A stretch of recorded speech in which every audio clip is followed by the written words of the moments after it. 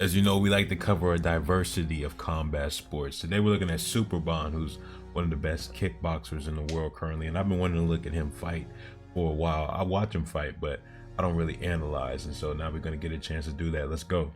First of all, he has some of the best distance management, I think, in at least in 1FC, where he uses that push kick, that teep kick a lot to keep people at range, and especially when somebody's putting a lot of pressure on him, he's using that to knock them off balance, keep them at bay. This is why I'm probably going to title this the most dangerous kicker in the world. The way he just effortlessly brings up his legs with no telegraphing, they're fast. They just get there, boom. Even if that lands on the arm, that it's not fun. It hurts.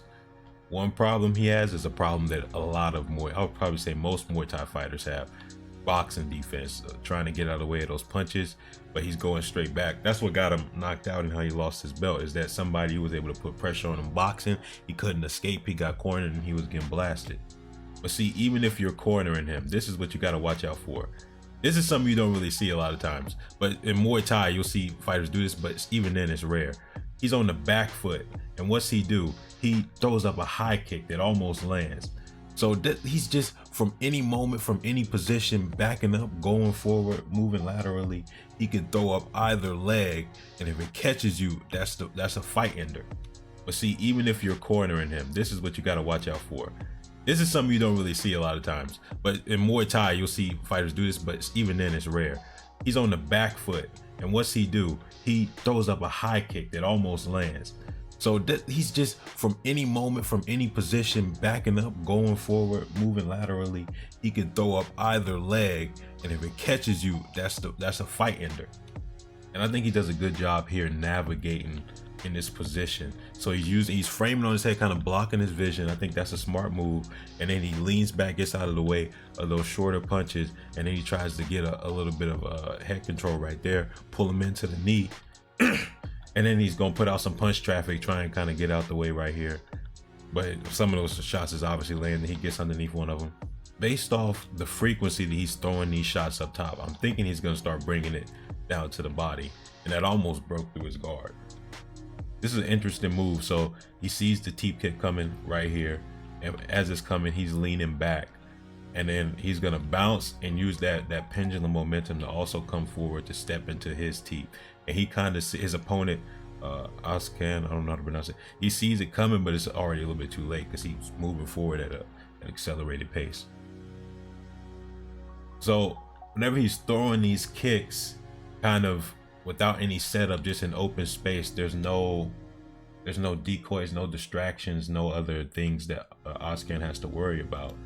These shots aren't really landing. So right here, there hasn't been any activity, and he's just gonna throw that kick up by itself.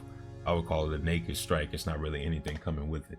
And so he's not finding any success with that. And now he's starting to finally dig to that body with those kicks. And you see where's his guard at?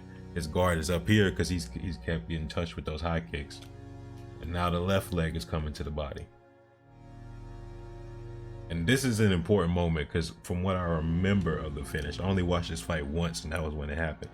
But I remember from the finish, it's going to look something similar to this, where he's escaping out of the pocket. So his opponent closes into mid-range, and he's gonna pull back, and he kind of has this little frame, this little post that's a rangefinder, so he perfectly has an idea of where that head is gonna be, and he can bring up that leg. And as he's pulling back, that's what a lot of time where he catches people with these types of kicks. He's doing a jab to the body, he's pulling back, and as he's pulling back, he's undefended underneath, so he's coming at a weird angle. It's not coming over top, it's coming underneath with that high kick. So with all those kicks to the guard, he's been keeping that guard glued up top, and what that allows is SUPERBON to jump, grab, pull that guard in so he can land that knee underneath. Oh damn. When you're facing somebody this dangerous, so again, this is kind of what we said earlier, the boxing defense is kind of getting him a little bit in trouble, but he's getting out of the way most of these shots. He gets hit with a body shot right there, and this right hook comes over top. But as he gets hit, he's turning that corner. So he's pivoting he's pivoting that foot, but it's also turning that hip at the same time, and then he's bringing the kick behind the hip.